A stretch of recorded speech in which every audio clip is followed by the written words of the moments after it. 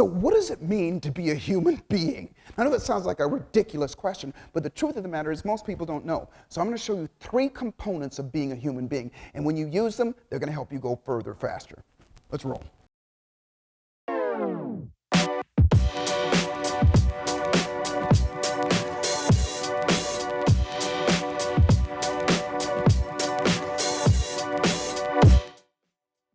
Hey, let me ask you a question. You got a cell phone, right? Everybody does. Well, listen, the more you know about how this phone works, the better you're able to use it and get the benefits out of it. You don't have to know everything, but if you know just some basics, how to turn it on and how to use it and program it, then you get the best out of it. And the same works for you as a human being. So I'm going to show you 3 components of being a human being, the simple ones, and when you use them, they're going to help you go further faster. And so first, let's start off like this. We're all the same. We all have the same kind of musculature, same nervous system, and same kind of brain. But I want to show you something, and these are the components of how you function as a human being. I want you to look at it like this. It's always top down.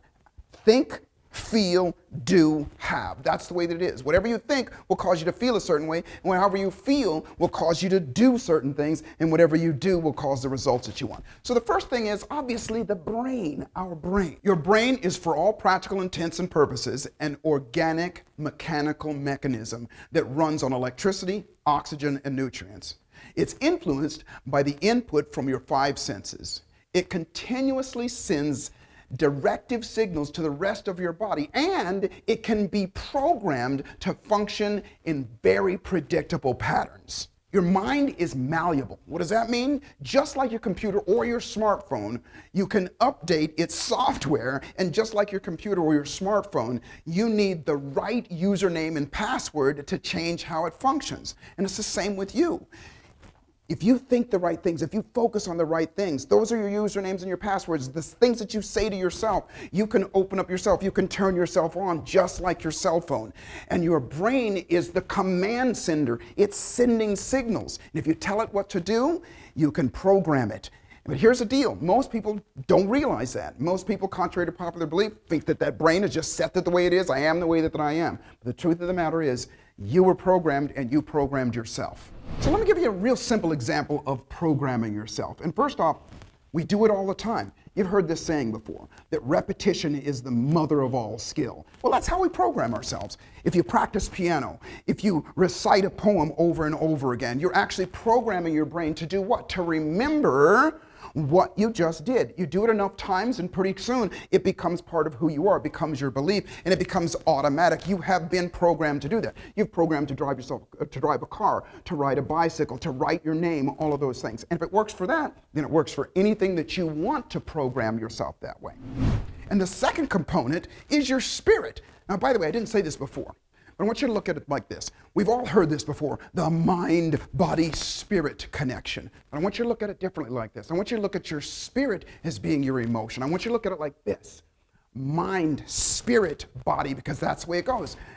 Think, feel, and do.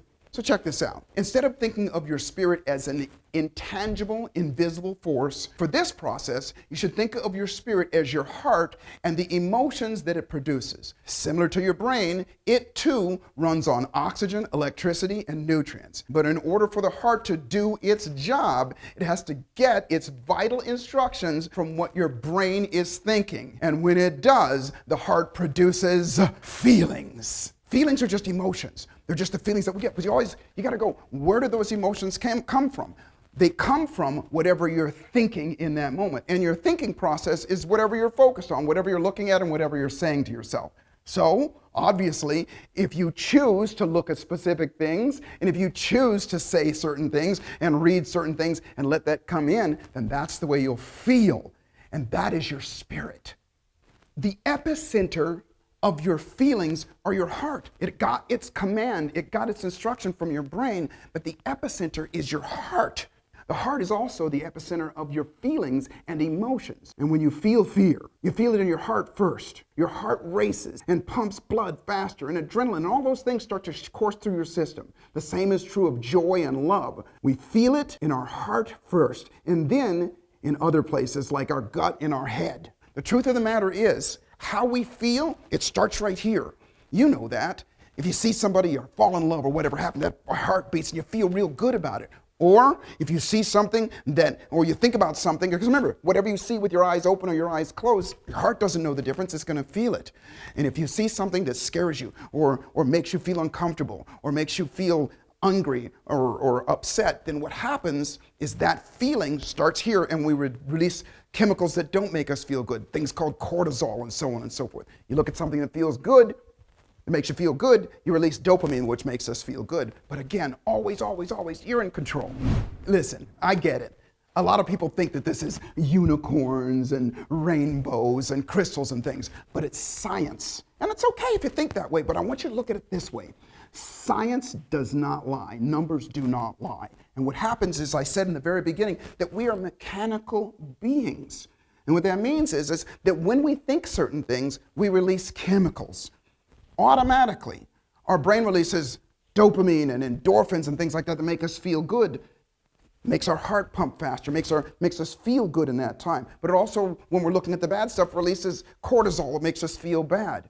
And all the time, like I said before, every moment of your life, you can actually be in control. The problem is that most of us have given it up to our screens, television, and media, and ill-willed people and things like that cause us to think and focus on things that we don't want. Listen, I get it. A lot of people feel like this is unicorns and crystals and rainbows, but the truth of the matter is it's science. It's biology, how we function as human beings. And here's what I mean by that. We have something called a sympathetic nervous system and a parasympathetic nervous system. What does that all mean? Sympathetic nervous system is fight or flight. If you see something or if you think of something that causes you to be fearful, you go into your sympathetic nervous system, which says, I got to get the hell up out of here, or I got to defend myself and fight. And when that happens, that brain is going to release those chemicals that I said, cortisol and stress and adrenaline and things like that. And you feel it. It's not like you're not actually feeling it in your heart. Most of us feel like we're not feeling it there, but listen, it goes throughout our whole body. You don't necessarily recognize that your heart is pounding faster, but it is. On the contrary, on the other side of it, when you see something that is great, that you like, then you go into the sympathetic nervous system, which is the joy, which is the happiness, which is your body says everything is okay, let's go forward. But it's always really important to always remember that at any given moment, you can take control. You have control of it. Most of us have given control over to our cell phones and social media and things like that, but you can take control. And the last component is your body, this magnificent vessel that you have. All of us have them, but most of us don't know how it works and how to use it. Your body is everything else that you are. Your physical movements, your expressions, your health, even your breathing. All of our movements, actions are governed by how we feel. If we feel afraid or inhibited or upset, then we will procrastinate and hesitate or make excuses or do something that feels better in the moment, even though that thing is counterproductive to our wants and desires. And what does that all mean? Listen. Procrastination, hesitation, fear of failure, fear of success, self-doubt, self-loathing, imposter syndrome. We all suffer from those things from time to time. But the truth of the matter is, those are all activities. And what that means is when we procrastinate, what it means is that we're in our sympathetic nervous system caused by the thoughts that we're thinking. In other words, we're going fight or flight. And flight oftentimes means have a beer, or sit on the couch and watch television, or eat some cake or something that feels better. And we divert ourselves and we take that kind of action because we're in that mode. And again, the most important thing is, remember, it's as I think, so I feel. And as I feel, so I do. And as I do, so I have. So the trick to all of this is to make it go full circle. And so full circle means that one feeds into the other. And the truth of the matter is, you have control. So let me give you something that you can do to start the process. And that is this. First off, most of us are unconscious to whatever we're thinking about in the moment. So remember the beginning, I showed you the cell phone? Well, you got one. Use that cell phone to remind you to check in on yourself.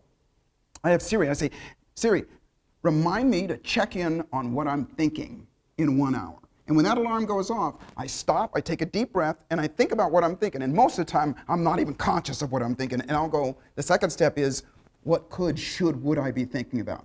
Think about something that you're grateful for. Think about somebody that you love. Think about something that you've done that made you feel good. And in the moment, what will happen is you will feel good in the moment. First off, you will interrupt your pattern. You'll find yourself and you go, okay, well, great. I caught myself, I was doing that.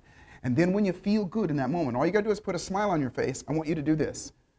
Just pat yourself on the back and praise yourself and say something like, I'm a badass, I'm awesome. Because what happens is the nervous system will go, well, that feels good, because you release dopamine when you smile and when you pat yourself on the back, and it says, let's do it again. And you will automatically start to program yourself to look where you want to go. You'll program yourself to look at the great stuff, and it'll happen more and more. Why? Let's go all the way back to the top. I told you about it. Repetition is the mother of all skill. The more you do it, the better you'll get at it. It's human physics. So let me give you an example of changing that whole thing and making a full circle that I did in my own life. And quite honestly, it changed everything, because once you do that, it's something that I call a geometrically growing psychological shift. And what that means is the more you do it, the better you'll get at it. You know, I wasn't a great student when I was growing up, and I had a lot of doubts about myself. I didn't think I was smart enough. I didn't think I'd do this. And I certainly didn't think I could ever be rich or wealthy. And I remember one day sitting there watching television, and there was an infomercial came on television. There's a good friend of mine now, Robert Allen, and this is years ago, and he was talking about how you could buy real estate and you could become, you know, financially well off by doing it. And I remember the first thing that came into my brain was, I can't do that. Those people are smarter than me. They've got advantages and things like that. But all that means was I was thinking that. My brain was thinking that. My belief was I couldn't do those things. Then I remember in that moment, I remember thinking, well, wait a minute. If he did it and other people didn't do it, then I can do it as well. I started to say those things to myself. I started to say to myself, I can do that. And then I started to think about all of the other things that I was successful at. Because I had done things in sports, and I'd done things, and even the simple things, which I encourage you to do that as well. Look at the simple things in your life. You ride a bicycle, you drive a car. If you can do any of those things, that means that you've programmed your own brain. And I started to think like that. And I took this guy's course, and within a year and a half's time, I purchased 26 houses. But here's the cool thing about it. Now remember, I came from nowhere. I didn't have any money, I didn't think I was smart enough to do it. But here was the other thing. There were 300 other people in my class, and I was the only one that went on to buy any more than 2 houses. Now, I'm not saying that to brag or to boast, I'm just saying I literally programmed myself by going and looking at what was possible. You have so many successes in your life already. The more you look at them, the more you remind yourself of them with your phone or whatever, the better you'll feel. Because remember, you're just looking at it. You're just saying, you're just reminding those things. The better you'll feel, and the better you feel, the more you're apt to do things. And the more you're apt to do things, the better the results that you'll get. Hey, listen, this is just one of the many ways that you can use to level up your life. And if you're looking for more ways to level up your life, which I know you are, click on the link and I have a free book for you. Just take care of the shipping and handling. I have a free book for you called Awesome Sauce. And it's going to show you more about how you function and how you can use that information. There's exercise, there's fun things that you can do that are going to program you and help you program yourself. So click on the link and get the book, and I look forward to seeing you at the top. Hey, listen, thank you for watching, and I hope you enjoyed it and got a lot out of it. I know you did. And so if you did, make sure that you subscribe and ring that bell, because I got lots more that I want to share with you. Some things that have changed my life that I want to pass on to you as well, and hopefully you'll pass it on to other people. So make sure that you subscribe, ring the bell, as well as watch this next video up. I think you're going to like it.